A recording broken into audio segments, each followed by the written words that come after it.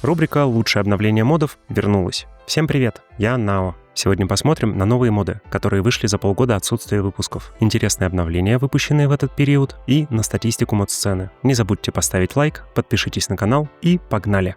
В этот раз статистика подкинула нам несколько сюрпризов, и я немного обновил визуализацию для большей наглядности происходящего. На графике количество обновленных проектов прекрасно видно, как цифры идут вверх. После выхода 1.21.9 я зафиксировал рекордные 5000 проектов за неделю. Также вы могли заметить экспоненциальную линию тренда. Она призвана показывать ускорение или замедление роста. И по ее небольшому провисанию можно констатировать, что мод-сцена ускоренно растет. На графике количество обновленных эксклюзивных проектов для площадок также появилась линия тренда. И теперь наглядно видно, как Modrind стал стремительно набирать позиции со времен 1.20.5, а в отчетный период обогнал курс Forge. На это влияет множество факторов. Во-первых, с 1.20.5 заметен явный взлет количества активных проектов на Fabric, для которых Modrind является более удобной площадкой. Подробнее мы увидим это на следующем графике. Во-вторых, обе платформы ввели подписки для отключения рекламы и стали делиться доходами от нее с мододелами, что заметно увеличило их доход. А по возможностям вывода средств Modrind на шаг впереди, как минимум благодаря введению выплат в криптовалютах, что открыло данную возможность целым регионам, где не присутствуют крупные платежные системы вроде PayPal, и пользователям, не имеющим возможность создать аккаунт платежных систем, например, из-за возраста.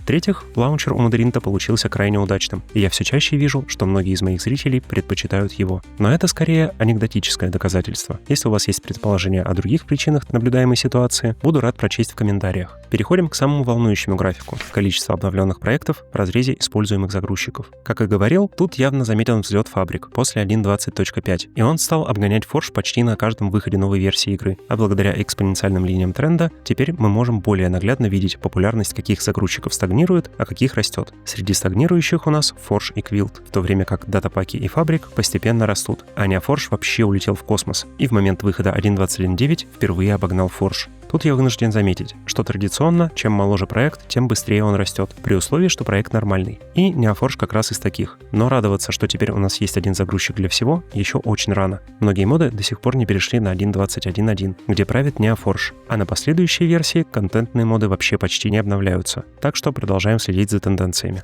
На графике популярности актуальных версий игры среди мододелов продолжается битва 1.20.1 с 1.21.1. Как видите, последняя активно идет на сближение, хотя в целом с момента ее выхода заметно, как количество обновлений для 1.20.1 медленно, но начало снижаться. Но жизнь дропов такая же яркая, как у владельцев спортивных мотоциклов. Каждый релиз обновляется модов все больше, но популяция резко сокращается к следующему релизу. Так что я постепенно расчищаю данный график от почивших дропов, оставляя лишь живые версии. Для лидеров прошлых поколений все стало совсем печально. 1.19.2, 1.18.2 и 1.16.5 уже вплотную приблизились к 1.12.2, и, кажется, следить за ними дальше уже не имеет смысла. Разве что если через полгода-год они падут ниже легенды, и вот это станет интересным прецедентом. На графике некро-версий, как всегда, творится полная вакханалия, и я больше не вижу смысла его демонстрировать, кроме как для подтверждения факта, что на B1.7.3 есть жизнь. Переходим к обзору модов. Буквально все уже знают мод Distant Horizons, позволяющий использовать невероятно большую дальность прорисовки за счет использования лодов, например, 512 или даже 1024 чанка. Но многие еще не в курсе о том, что есть аналогичный мод, который реализован гораздо технологичнее и, на мой взгляд, более перспективен. Это мод Voxy от Cortex, создательницы легендарного Invidium. В отличие от Distant Horizons, Voxy выбрал использовать более современные графические API в ущерб поддержке специфического железа, типа Apple Silicon, которое не поддерживает новые версии OpenGL. Но зато лоды здесь формируются гораздо аккуратнее и постепенно наращивают детализацию, в том числе при использовании подзорной трубы, в которой у Distant Horizons видно кубик Рубика, а на Voxy все смотрится великолепно. Причина, почему вы, скорее всего, не слышали о Voxy раньше, кроется в том, что мод вышел в публичное тестирование на 2 года позже Distant Horizons, и все это время сильно отставал от него по поддержке функций, необходимых для комфортной игры, особенно шейдеров. Но вот этот день настал. В новых версиях Voxy наконец появилась поддержка Iris Shaders. Как и для Distant Horizons, она требует адаптации со стороны авторов шейдер-паков. Хотя бы для того, чтобы границы тумана находились дальше расстояния прорисовки без лодов. Сейчас посмотреть, как это работает, можно на примере Photon Shaders, но придется скачать отдельную ветку с GitHub. Также появилась интеграция с модом Flashback, и теперь авторы контента смогут записывать еще более роскошные футажи, а у Distant Horizons до сих пор есть с этим проблемы. Ну и на десерт появилась поддержка импорта уже сгенерированных лодов Distant Horizons, а значит вы сможете попробовать и сравнить Voxy на мире, где уже использовался DH, без необходимости повторной индексации. Только не забудьте поставить SQLite JDBC, он необходим Voxy для импорта. За рекомендацию этого обновления спасибо F708, а также спасибо Felix14V2, который давным-давно познакомил меня с данным проектом. Жаль, что пока не могу сделать полноценный обзор, так как снимаю на macOS. Я очень благодарен всем, кто предлагал предоставить футажи работы мода. Но дело в том, что больше половины труда над роликами у меня остается за кадром, и прежде чем что-то рассказать, мне нужно исследовать это собственными руками. Любители оружия наверняка помнят мод Bren с, наверное, самой ванильной стилистикой из всех. Если вы искали что-то подобное на более новой версии, то моему зрителю F708 есть что вам предложить. Новый мод F708 Guns вдохновлен стилистикой Bren, но в остальном является полностью новым модом со своими особенностями. Здесь 6 стволов с полностью индивидуальным поведением. Например, револьверами можно орудовать с 2 рук, что не увеличивает скорость, но нарастит запас патронов до перезарядки. Дробовик не только размотает все, что стоит перед вами, но и откинет вас самих, если не присесть. Оптический прицел винтовки работает только в приседе, и если вы стоите, то придется стрелять от бедра. Огнемет вообще работает на огненных стержнях, а если перезарядиться до того, как сопло остыло, произойдет взрыв. Перезарядка работает по клавише R и индивидуально для каждого из оружий. Для того же пулемета сначала потребуется зарядить магазин и потом уже вставлять его в оружие. Урон, дальность и разброс также индивидуальны. Разброс зависит от вашего движения и того, насколько тяжелая на вас броня. Тут придется выбирать между защитой, мобильностью и точностью. Все стволы не работают под водой, но вот огнемет можно использовать как реактивный ускоритель. Правда, двигаться вы будете жопой вперед. Щиты для защиты здесь использовать не получится, но вы можете блокировать весь урон ценой 50% прочности любой пушки, кроме револьвера и огнемета, если присядете. Ну и мое любимое, пробитие стекол здесь тоже есть. Опять чуть не забыл показать крафты. Они основаны на ванильных ресурсах и не слишком сложны. Кстати, если тоже хотите предложить интересное обновление мода или датапака и попасть в ролик, то добро пожаловать в мой телеграм-бот. Со следующего выпуска я буду упоминать рекомендовавших только из него. Не обессудьте, но эта механика изначально задумывалась для того, чтобы подсветить мне ваши интересы, когда я отбираю собранные моими граберами моды для включения в выпуск. И на ее ручное поддержание я тратил слишком много усилий, ведь нужно сохранить ссылки, кто и где что порекомендовал, потом при работе над сценарием достать по ним все данные об обновлениях, а если мод мне приглянулся, определять, кто из вас принес новость первым для упоминания в выпуске. Теперь все это сделает моя система, а я смогу потратить время на менее механическую работу над роликами. Тех, кому использовать Telegram-бот неудобно, обнадежу. В следующем году я добавлю бота в Discord Nowcraft Lab Community. Хоть теперь я и не являюсь его главным администратором, ведь передал сервер под полное управление сообществу, но я думаю, ребята будут рады упростить выдачу репутации участникам за попадение рекомендаций в выпуск. Взгляните к ним на огонек, если хотите найти друзей по интересам. Спасибо всем, кто когда-либо пользовался данной функцией, и всем, кто еще только воспользуется.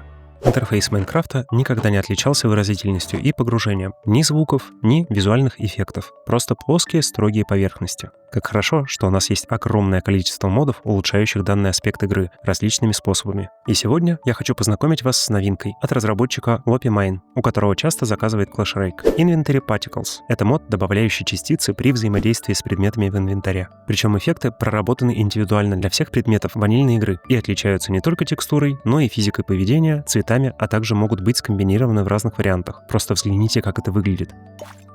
А за звуковое сопровождение спасибо Modu Sounds. Общее поведение можно настроить в визуальной конфигурации. Вы можете выбрать, при каких условиях будут возникать частицы, а также регулировать, в каком объеме они появятся. Поведение же для каждого отдельного предмета регулируется ресурс-паками. И если вы хотите что-то изменить для ванили или добавить поддержку предметам из модов, то можете сделать это самостоятельно. Полноценной документации еще нет, но вы без проблем разберетесь на примере ресурсов, встроенных в мод, если распакуете его jar-файл. Поддержки тегов, судя по всему, пока тоже нет. Иначе сторонние моды имели бы хоть какие-то эффекты. Но может это и к лучшему, ведь с любовью настроенный эффект всегда смотрится индивидуальнее, чем автоматически подставленный. Спасибо Guardian за рекомендацию. Вы любите системы прокачки? А такие, чтобы не было путаницы из сотен навыков и при этом была интеграция с другими модами. Мой подписчик Gvopper, известный по Universal Blocking, недавно создал именно такой мод — SAROX. Здесь есть система поинтов, которые зарабатываются за уничтожение мобов, ломание блоков и получение достижений. При этом мобы из спаунеров и вручную размещенные блоки не учитываются. Но вы можете приобрести 1 поинт за 31 уровень опыта. Сами поинты можно потратить на повышение уровня персонажа, который добавляет плюс 0,3 к силе, плюс 1 к здоровью и плюс 0,5 к броне. Если же у вас установлен магический Iron Spells and Spellbooks, вы также получите плюс 5 к мане и плюс 0,3 к магической силе. Если добавите мод Demise Enigmatic Dice, то вы получите получите загадочную игральную кость при старте игры, а также по одной за каждый поднятый уровень. Напомню, что не стоит использовать эти кубики у себя на базе. С модом Curious API вы сможете тратить поинты на покупку дополнительных слотов инвентаря любых типов, используемых модами в вашей сборке. Кстати, стартовые характеристики игрока снижены относительно ванилы. Посмотрите на мое здоровье на 0-м уровне и на 50-м, сила на 0-м уровне и на 50-м, защиту без брони на 0-м уровне и на 50-м.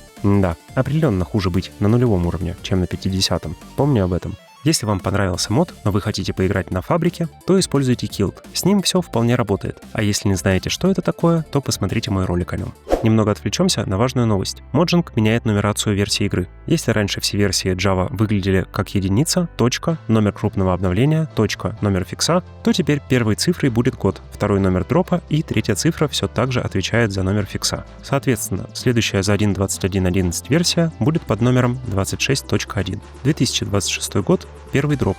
В случае снапшотов к этой цифре будет добавляться слово «снапшот» и порядковый номер. Например, 26.1-снапшот-1.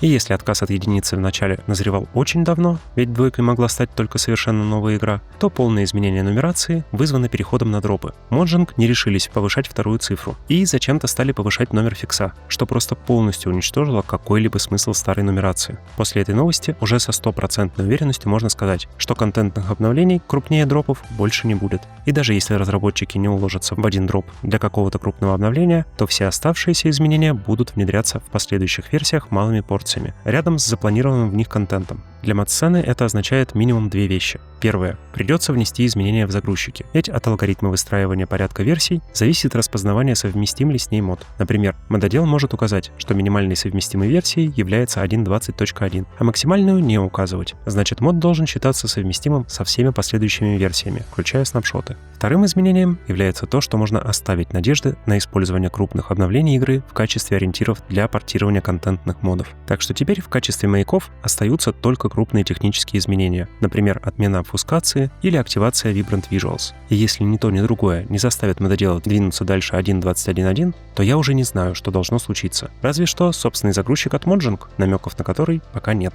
Что ж, как и всегда, остается только наблюдать и надеяться, что сообщество найдет выход. И еще ни разу в истории не было такого, чтобы не нашло.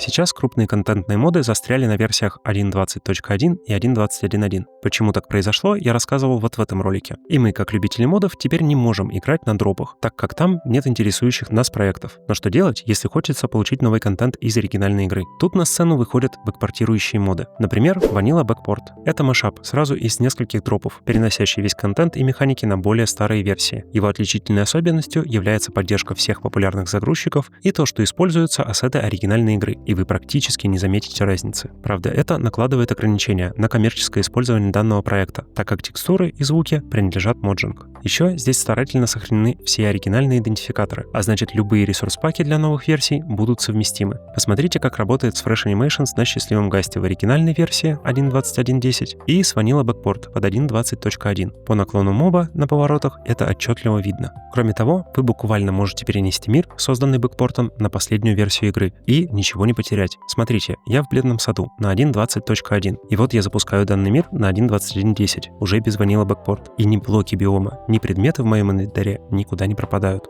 В новых версиях к бэкпортам 1.21.4 с Бледным садом и 1.21.6 со счастливым гастом добавилось сразу 3 дропа: 1.20.5 с броненосцами и изменением волков, 1.21.2 с мешочками и 1.21.5 со светлячками и вариантами домашнего скота, а также бэкпортирована версия 1.21.7 с картиной Денниса и пластинкой Lava Chicken из фильма. Итого, сейчас недостает бэкпорта 1.21 с Дворцом испытаний, 1.21.9 с медными големами и новейший 1.21.11 с копьями и наутилусами. Но у разработчиков Vanilla Backport в планах добавлять все выходящие дропы, так что если не хотите мешать сразу несколько бэкпортов в одну сборку, вручную объединяя крафты, то можно просто подождать. Еще из важных аспектов хочу заметить, что мод местами отстает по текстурам, например, мешочков и яиц призыва. Надеюсь, это будет исправлено в новых версиях. А также есть проблемы с использованием Modern Fix, но работа по исправлению уже ведется. За рекомендацию выражаю благодарность Guardian.